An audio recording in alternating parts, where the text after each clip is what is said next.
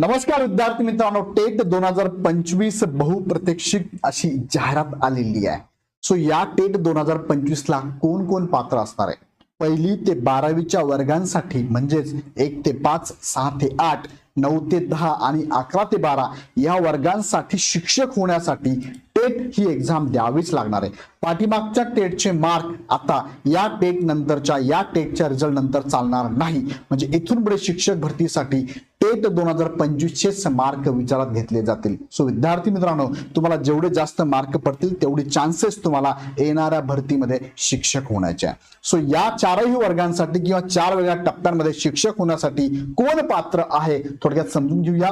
त्यासाठी TT CTT compulsory आहे का, नसेल तर एक्झाम देता येईल का ते पण मी तुम्हाला सांगतो. आणि अपियर विद्यार्थी म्हणजेच डीएड बीएड बीएससी किंवा ग्रॅज्युएशन पोस्ट ग्रॅज्युएशनला अपियर असाल तरी तुम्हाला एक्झाम देता येऊ शकते का ते पण थोडं